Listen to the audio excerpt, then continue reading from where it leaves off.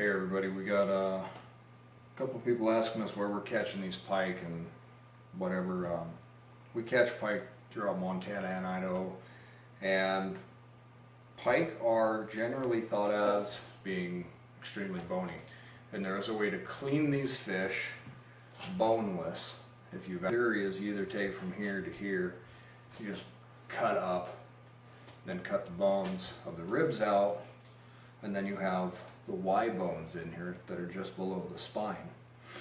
Now, those Y bones on the smaller fish are kind of a pain because they're hard to find, they get in your teeth, they get everywhere. With these larger fish, they're not really big of an issue because they stick out and you can find them. So what we'll do here is we'll show you how to do the boneless fillet on the pike. What you want to do with the pike is you're going to want to set it up like this, and you're going to go from just behind the head and cut down to the spine, then go all the way up to the dorsal fin, which is about right here, and come right up. Then you're going to get this entire back slab of meat that will have no bones. Now hopefully this knife is sharp enough. I've used it over the years, so.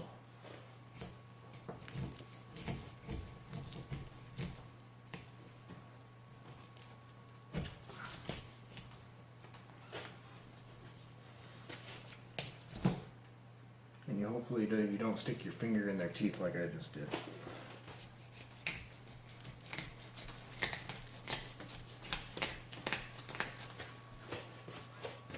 I think I need my big knife, right? I think so too. Huh?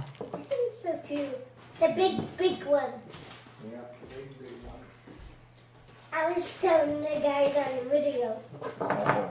I was telling them. We got our big knife now, so. And it's working, Daddy.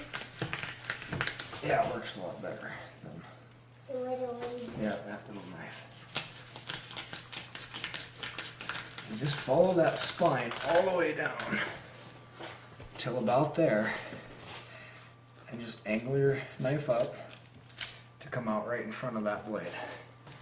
And you have that entire chunk there. It's entirely boneless. Now, I cut into the spine a little bit here and you can see it, and I can just cut that out. That's not a problem. But if you can pay attention, and come in here, I'll hold them up for you.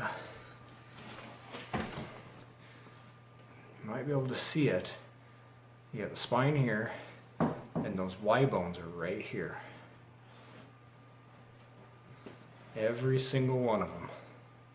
It's right there.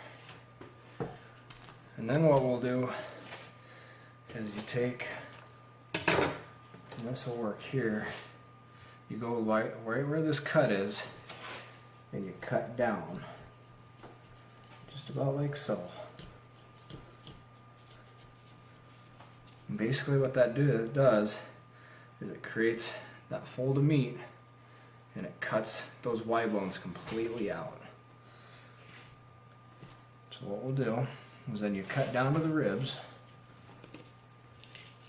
And for you guys that hunt deer or elk or anything like that, it's literally the same exact idea as cutting out a backstrap.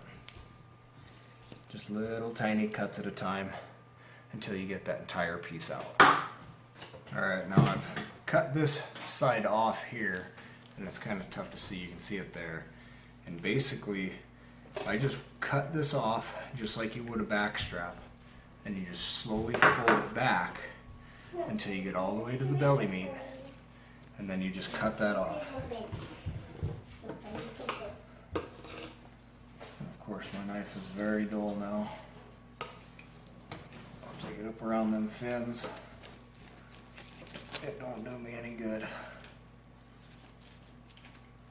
So we've got right there, that's one side slab, and you'll just skin these out generally the same way. The back piece on these larger pike, you can see there's quite the fold to it, so you can't really fold it. So what I do is you just cut one line straight down, split it, and then they skin out a lot easier than that way. So then the tail piece, you basically just go through and you fillet that out the standard way. Nothing fancy there. That's all boneless as it is. And then you got that tail steak. You do that on the other side, and you've literally got the boneless. And all there is here, you guys, a lot of you guys are probably gonna see this. Well, you're losing a lot of meat right there with this slab right here. That slab on this pike's 38 inches or something like that.